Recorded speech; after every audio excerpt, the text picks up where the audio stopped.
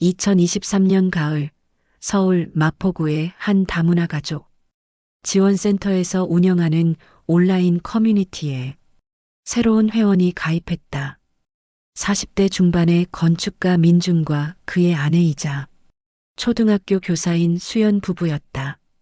두 사람은 재혼 가정으로 전 배우자들 사이에서 낳은 3명의 아들을 키우고 있었다.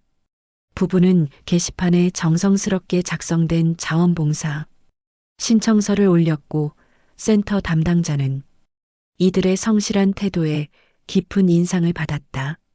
같은 시기 그 커뮤니티에는 26살의 미얀마 난민 여성 민테리가 있었다. 그녀는 임신 8개월의 몸으로 70이 넘은 어머니 킴마와 함께 서울 외곽의 좁은 원룸에서 살고 있었다. 남편은 미얀마에서 군부의 탄압을 피해 도망치던 중 실종되었고 민테리는 태어날 아이만을 희망으로 여기며 하루하루를 버텨내고 있었다. 민준과 수연은 민테리의 게시물을 보자마자 연락을 취했다. 산부인과 통역이 절실하다는 그녀의 글에 부부는 마치 운명처럼 나타났다. 수연은 유창한 영어로 의사소통이 가능했고 민주는 차량 지원을 자처했다. 매주 화요일 오전 부부는 어김없이 민테리를 병원에 데려다 주었다. 검사 결과를 설명하고 영양제를 챙겨주고 심지어 아기 옷까지 선물했다. 킴마는 한국어를 거의 하지 못했지만 두 손을 모아 감사를 표현하는 그녀의 모습에서 부부는 깊은 신뢰를 얻어냈다. 12월에 첫눈이 내리던 날 민테리는 건강한 딸을 출산했다. 분만실 밖에서 킴마와 함께 기다리던 민준과 수연은 아기의 울음소리를 듣고 환하게 웃었다.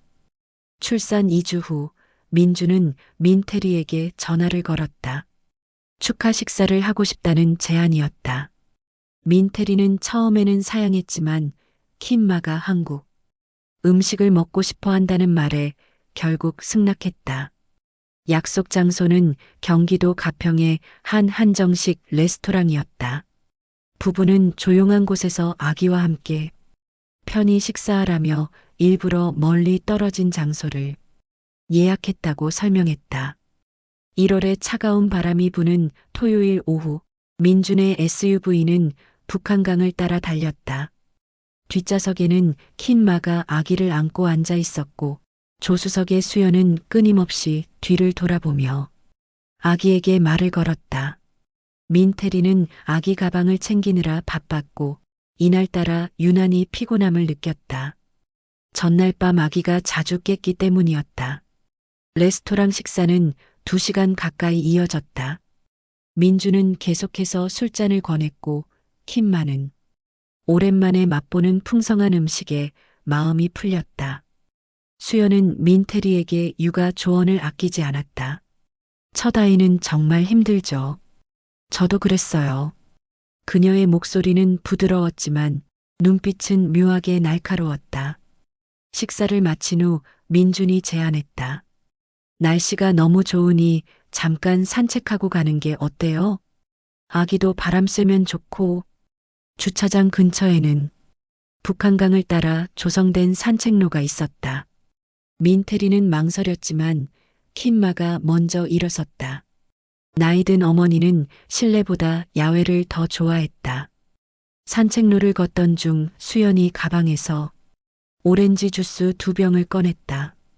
제가 직접 짠 거예요. 비타민C가 풍부해서 산후 회복에 좋아요. 민테리와 킴마는 고맙게 받아 마셨다. 15분 후 킴마가 갑자기 비틀거리기 시작했다.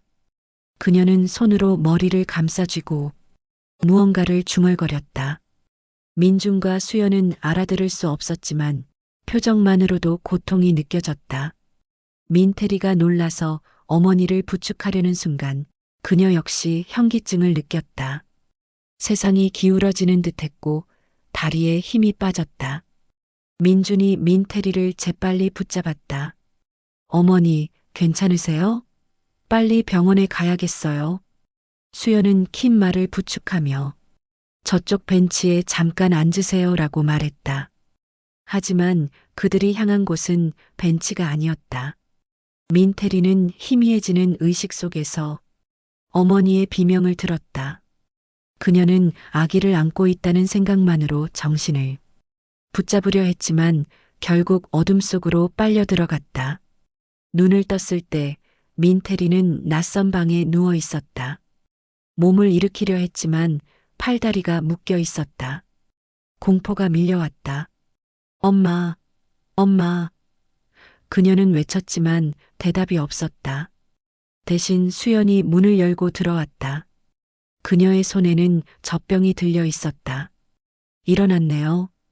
걱정 마세요. 아기는 건강해요. 수연의 목소리는 여전히 부드러웠지만 그 속에 숨겨진 차가움이 이제는 명확했다.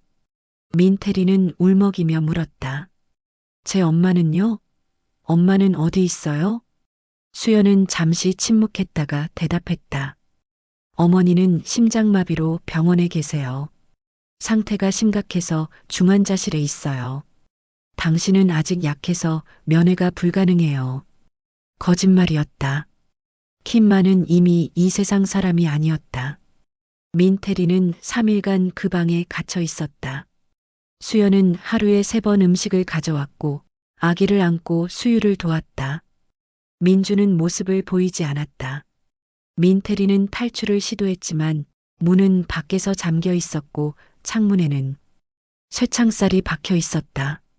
그녀는 센터에 연락하려 했지만 핸드폰은 이미 압수된 상태였다. 나흘째 되는 날 밤 수연이 특별한 제안을 했다.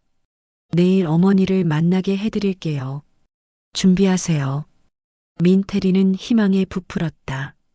다음 날 오후 민준의 차는 다시 경기도 외곽으로 향했다. 이번에는 더 외진 곳, 용인의 한 저수지 근처였다. 민태리는 뒷좌석에 앉아 창밖을 바라봤다. 겨울 들판은 황량했고 지나가는 차도 거의 없었다. 하지만 차는 병원에 멈추지 않았다.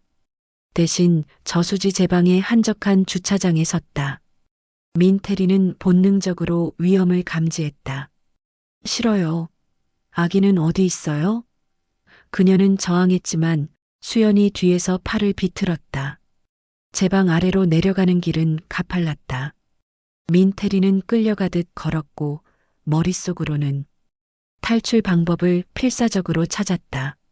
하지만 두 사람은 그녀보다 훨씬 강했고 주변에는 아무도 없었다. 갈대밭 사이로 난 길을 지나자 저수지에 회색빛 물이 보였다.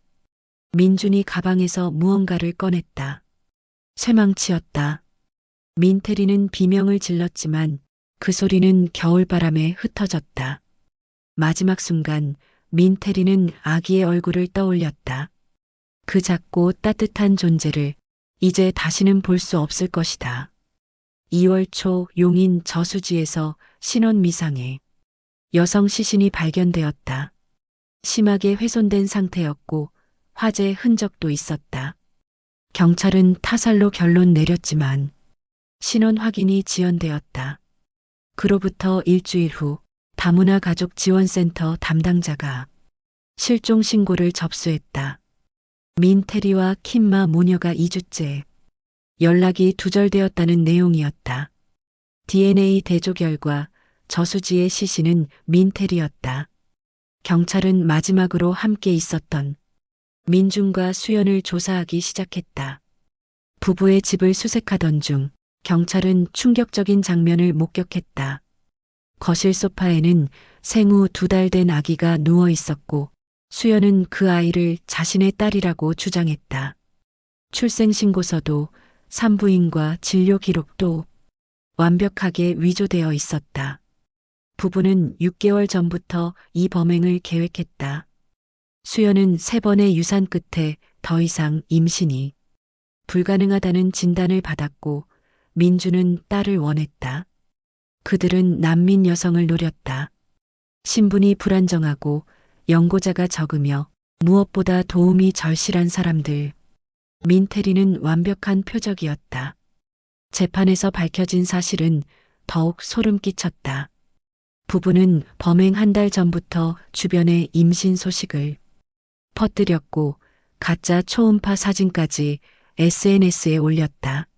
산부인과 의사를 매수해 허위 출생 증명서를 발급받았고 심지어 출산 축하 파티까지 열었다.